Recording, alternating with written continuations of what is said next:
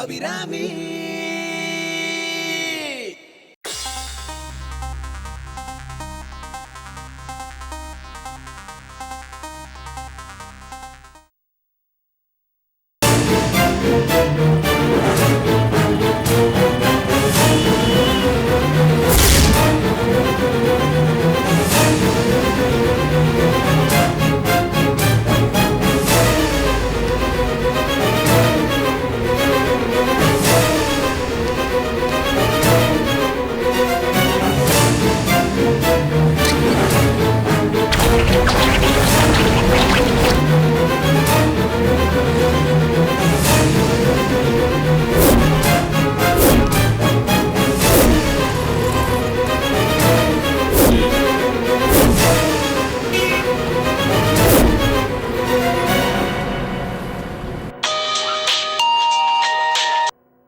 சொல்றா சுப்பு.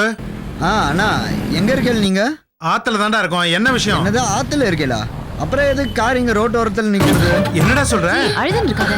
ஆமாண்ணா, இங்க வடபழனி ஆண்ட நான் வந்தேன். இங்க நிக்கிறது கார் ஒயரெல்லாம் அருந்து கிடக்கேன்னா. டேய் ஒன்னும் சரி. டேய் நம்ம கார் கிடைச்சிச்சாண்டி. கிடைச்சிட்டா? வடபழனில இருக்கான். வடபழனி இல்லையா? டேய் கார் ஒயரெல்லாம் அருந்து கிடக்குன்னு சொன்னேன்ல, அப்ப ஒண்ணு செய்யு. யாராவது மெக்கானிக் சொல்லி கார் ரெடி பண்ணி ஆத்துக்கு எடுத்துட்டு வந்துடுறா. சரிண்ணா, நான் எடுத்துட்டு வந்துடுறேன்.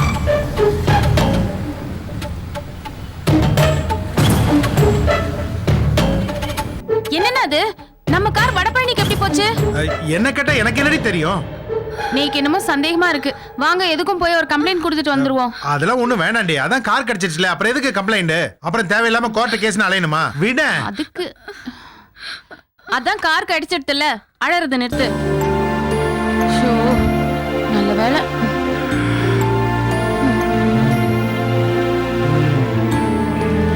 ஈஸ்வரா. என்ன கார் எப்படி வடபழனிக்கு போயிருக்கோ? ஐயோ, என்ன கேட்டா எனக்கு என்னடி தெரியும்? திரும்ப திரும்ப அதே கேட்டு இருக்கிய. கொஞ்சம் சும்மா இரு.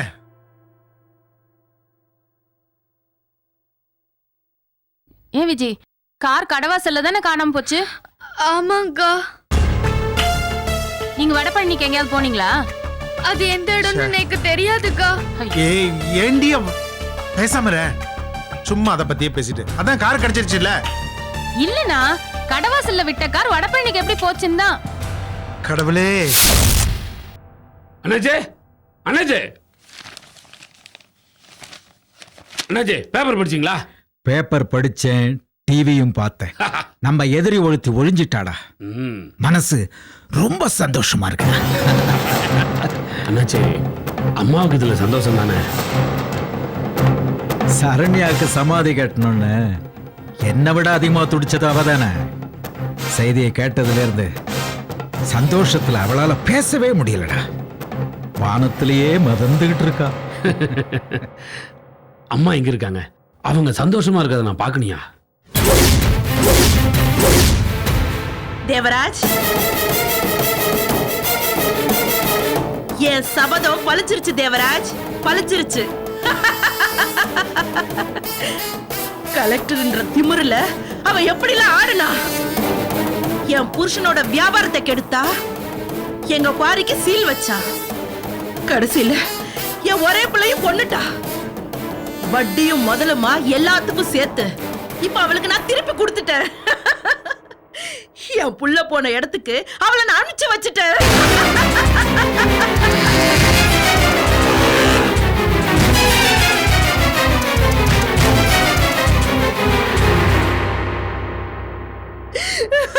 சிரிங்கம்மா, நல்ல சந்தோஷமா சிரிங்க. நீங்க சிரிக்கிறத பார்க்கணும் தாமா இவ்வளவு நாளா நான் கஷ்டப்பட்டேன். தேவராஜ், நான் கும்பிட்ட ஆத்தா ஓ மூலமா தான் என் வேண்டுதலை நிறைவேற்றி வச்சிருக்கா. நான் கல்யாணம் பண்ணிக்கிட்ட நாளை விட, நான் பிள்ளைய பெத்துக்கிட்ட நாளை விட இன்னைக்கு தான் நான் ரொம்ப சந்தோஷமா இருக்கேன். இந்த சந்தோஷத்துக்கு காரணம் நீதான். கேள் தேவராஜ், உனக்கு என்ன வேணும்? கார் வேணுமா, பங்களா வேணுமா, இல்ல பணம் எவ்வளவு வேணும்? கேள் தேவராஜ், நான் உனக்கு தரேன். எனக்கு எதுக்குமா அதெல்லாம்? எனக்கு எதுவுமே வேணாமா. நீங்களும் அண்ணாச்சி எப்பவுமே இதே மாதிரி சந்தோஷமா இருந்தீங்கன்னா எனக்கு அது போதுமா. தெய்வானே, அவன் அப்படிதான் சொல்லிக்கிட்டு இருப்பான். நீ போய் எடுத்துட்டு போ. ஆஸ்பத்திரிக்கு ஃபோன் பண்ணியா? இப்பதான் அண்ணாச்சி ஃபோன் பண்ணேன். மூச்சு விடுறது மட்டும்தான் பேலன்ஸ் இருக்கான். கிட்டத்தட்ட எல்லாமே முடிஞ்ச மாதிரி தான். இன்னும் கொஞ்ச நேரத்துல மூச்சும் நின்னுடும். இந்தாங்க. இந்த தேவராஜ், நான் சொன்னதை முடிச்சது. எனக்கு இதெல்லாம் வேணாம் அண்ணாச்சி, உங்க அன்பு மட்டும் போதும். தேவராஜ், வரலட்சுமி ஏன் வேண்டாம்னு சொல்ற? வாங்கிக்கோ. குடி. வாங்கிக்கோ. தெய்வான, இந்த சந்தோஷத்தை நம்ம ரொம்ப பெரிய லெவல்ல கொண்டாடணும். நீங்க சொல்ல வேண்டாம். நீங்க சொல்றதுக்கு முன்னாடியே நான் ஏற்பாடு பண்ணிட்டேன். காடை, கௌதாரி, கோழி, மீன் எல்லாத்தையும் நான் சமைக்க சொல்லிட்டேன். நீங்க நம்ம பசங்களை வர சொல்லுங்க. இது வரைக்கும் அவங்க கல்யாணம் விருந்து தான் சாப்பிட்டுருப்பாங்க. இன்னைக்குதான் முதல்ல சாவுக்கு அவங்க விருந்து சாப்பிட போறாங்க. தேவராஜ், நீ இருந்து சாப்பிட்டு போ. சரிங்கம்மா. ரொம்ப நாளைக்கு அப்புறம் இன்னைக்குதான் நான் எல்லாரோட உட்காந்து சந்தோஷமா சாப்பிட போறேன்.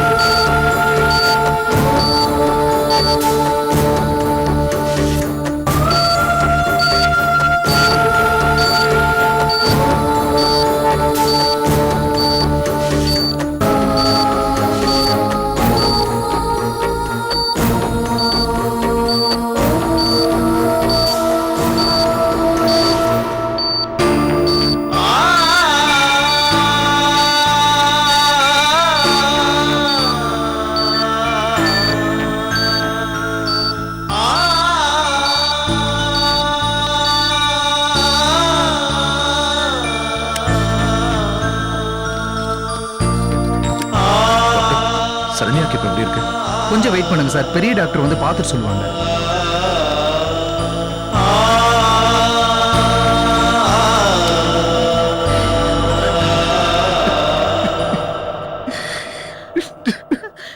சரண்யா, சரண்யா, சரண்யா. ரவி, ஐயோ, சரண்யாவுக்கு என்னடா ஆச்சு? என் மருமகளுக்கு என்னடா ஆச்சு? சொல்லுடா,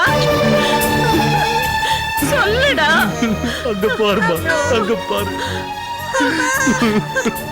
சரண்யா, ஐயோ, ஐயோ, என் மருமகளை நான் இந்த கோலத்திலயா பார்க்கணும்? கலெக்டருங்கிற கம்பீரத்தோட எப்பவும் இருப்பாளே, எந்த படுபாவியோ அவளை இப்படி படுக்க வச்சுட்டாங்களே. அவன் நல்லா இருப்பானா? நாசமா போக. ஐயோ,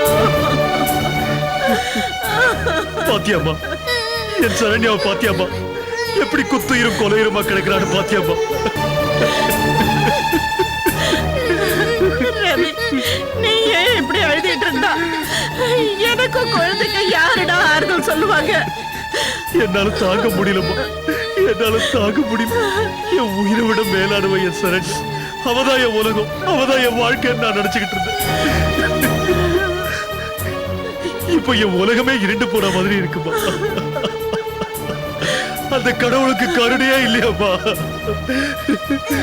இவ்வளவு அருமையா ஒரு மனைவியை கொடுத்துட்டு அதை பறிக்கணும்னு நினைக்கிறானேம்மா. அவளுக்கு பதிலா அவன் ஏன் உயிரை எடுத்துக்கிட்டா கூட நான் கவலைப்பட மாட்டேம்மா.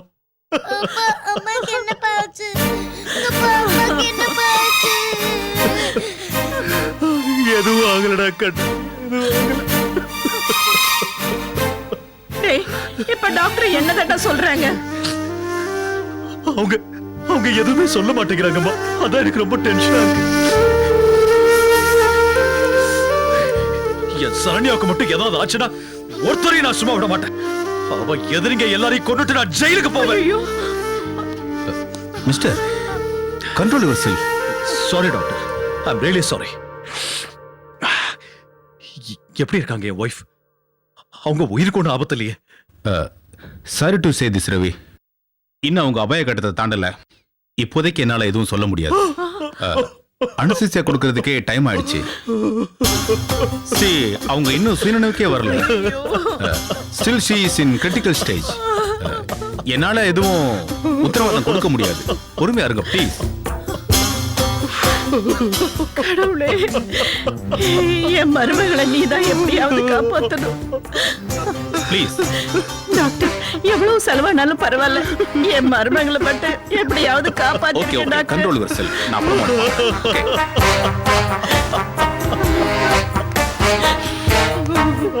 டேய் ரவி, தைரியமா இருடா.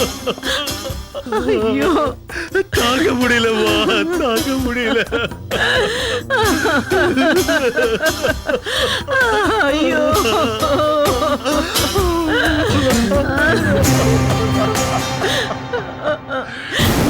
நவீன், என்ன பாட்டி? நீ விஜய கூட வீட்டுக்கு போப்பா. சரி பாட்டி.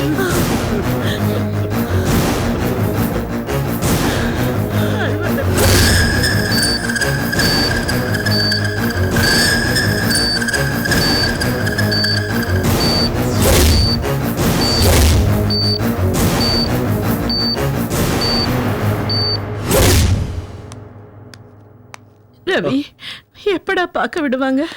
தெரியலம்மா. ஐயோ கடவுளே. கான்ஸ்டபிள்ஸ் 2 பேரும் ரொம்ப அலர்ட்டா இருக்கணும். சந்தேகப்படுற மாதிரி யார் வந்தாலும் உள்ள அலோ பண்ணாதீங்க. ஃபுல் ஃப்ளோரும் ஐசோலேட் பண்ணிருக்கு. Okay okay sir.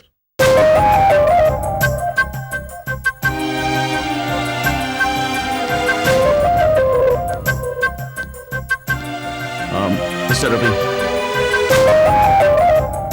மேடம்க்கு இப்படி ஒரு அசம்பாவிதம் நடந்துடக்கூடாது. I personally feel very sorry for this. அவ டெத்துக்கு ரூட் போட்டு கொடுத்ததே நீங்க தான். இப்ப என்ன மலர் வளைய வைக்க வந்திருக்கீங்களா? What to you mean mister Ravi? I mean what I set. Saranya இந்த நிலைமைக்கு வரதுக்கு காரணமே நீங்க தான். என்ன பேசுறீங்க நீங்க? மேடத்துக்கு பல எதிரிங்க இருக்காங்க. அதுல யாரோ ஒருத்தர் இந்த மாதிரி காரியத்தை செஞ்சிருக்கணும். நாங்க இன்னும் கொஞ்சம் அலர்ட்டா இருந்திருக்கணும், ஒத்துக்கிறேன். ஆனா அதுக்காக பழைய போலீஸ் டிபார்ட்மெண்ட் மேல போடாதீங்க. உங்க ஸ்டேட்மெண்ட்ல நீங்க மாட்டிக்கிறீங்க இன்ஸ்பெக்டர். சரண்யாவுக்கு எதிரிங்க அதிகம் நீங்களே சொல்றீங்க. அப்படின்னா நீங்க என்ன பண்ணிருக்கணும்? அவளுக்கு டைட் செக்யூரிட்டி போட்டுக்கணும். ஒரு எறும்பு கூட உங்களை தாண்டி சரண்யாவை நெருங்க முடியாத அளவுக்கு பாதுகாப்பு கொடுத்துருக்கணும். அதை செய்யாம விட்டுட்டு இங்க வந்து கதை சொல்றீங்களா? சரண்யா பாதுகாப்பு விஷயத்துல நீங்க அலட்சியமாக இருந்தீங்கன்னு உங்க மேல கம்ப்ளைண்ட் கொடுக்க போறேன். உங்க மனைவி சுடப்பட்டதால நீங்க ரொம்ப டிஸ்டர்ப் ஆயிருக்கீங்க. அதனாலதான் இப்படி பேசுறீங்கன்னு எனக்கு நல்லா புரியுது. இத பாருங்க, நான் உங்ககிட்ட ஆர்கியூ பண்ண வரல. மேடத்தோட செல்போனை உங்ககிட்ட கொடுத்ததா பிஏ என்கிட்ட சொன்னாரு. அந்த செல்போன் எனக்கு வேணும். அதை எதுக்கு கேக்குறீங்க? எங்க விசாரணைக்கு அது தேவைப்படுது மிஸ்டர் ரவி. கடந்த ஒரு வாரத்துல அவங்க யாருக்கெல்லாம் ஃபோன் பண்ணிருக்காங்க, அவங்களுக்கு யாரெல்லாம் ஃபோன் பண்ணிருக்காங்கிறது எங்களுக்கு தெரியணும். சரண்யாவோட செல்போனை தர முடியாது. Mister Ravi, please cooperate with us. அப்பதான் குற்றவாளி யாருன்னு கண்டுபிடிக்க முடியும். இதுல புதுசா கண்டுபிடிக்க என்ன இருக்கு? போலி மருந்து விஷயத்துல சரண்யாவும் நீங்களும் காட்டின இன்ட்ரெஸ்ட் தான் அவ உயிருக்கே ஆபத்தாயிருக்கு. போலி மருந்து கேஸ்ல ரொம்ப ரிஸ்க் அதிகம். அதுல ஓவரா இன்வால்வ் ஆகாதேன்னு அவகிட்ட பல தடவை நான் சொல்லி பார்த்தேன். அவ கேட்கவே இல்லை. அவ ஒருத்தி தான் நீதியை நிலநாட்ட வந்த மாதிரி ஏதோ ஒரு மயக்கத்துல சுத்திக்கிட்டு இருந்தா. நீங்களும் அவளுக்கு சப்போர்ட் பண்ணிட்டு இருந்தீங்க. அதோட விளைவு என்னாச்சுன்னு பாத்தீங்களா? இப்ப தெரிஞ்சிருச்சுல. போலி மருந்து கேஸ்ல சம்பந்தப்பட்டவங்க தான் மேடத்தை சுட்டாங்கன்னு எப்படி அவ்வளவு உறுதியா சொல்றீங்க? மிஸ்டர் திவாகர், ஒரு போலீஸ் ஆபீசரா இருந்து இந்த விஷயம் கூட உங்களால் கெஸ் பண்ண முடியலையா? அந்த கேங் முதல்ல என் பையனை கடத்துறாங்க. அதுக்கப்புறமாவது சரண்யா அமைதியா இருப்பாங்கன்னு நினைச்சாங்க. ஆனா அவ இன்னும் தீவிரம் காட்டுனா. அதனாலதான் போட்டு தலை துணிச்சிட்டாங்க. நீங்க கொடுத்த லீடுக்கு ரொம்ப நன்றி மிஸ்டர் ரவி. இந்த அட்டெம்ப்ட பண்ணது எந்த கும்பலா இருந்தாலும் சரி, எங்க கிட்ட இருந்து தப்பிக்க முடியாது. சுட்டவங்களை பிடிச்சு என்ன பண்ணுவீங்க?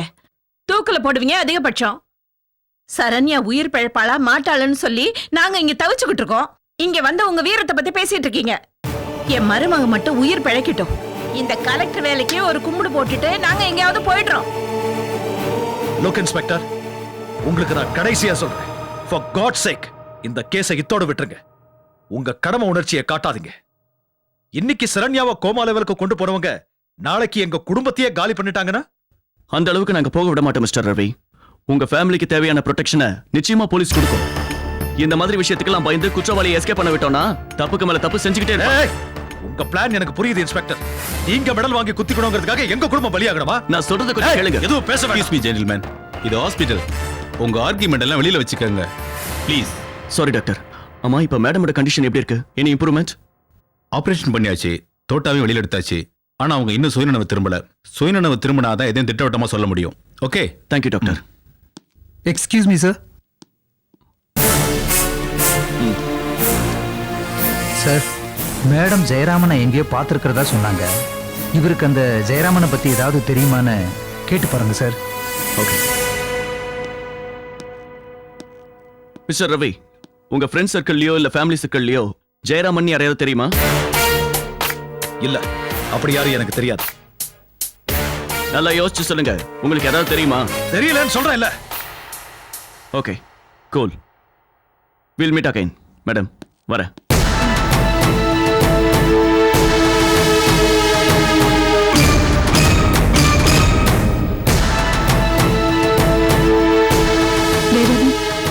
என்னடா இது? இவனும் ஜெயராம பத்தி விசாரிக்கிறான். எதுவும் ஆகாதுமா, நீ எதுக்கும் கவலைப்படாத. நீ போய் ரிலாக்ஸ்டா உட்காரு, நான் பாத்துக்கிறேன். போமா, போமா, ரிலாக்ஸா போ.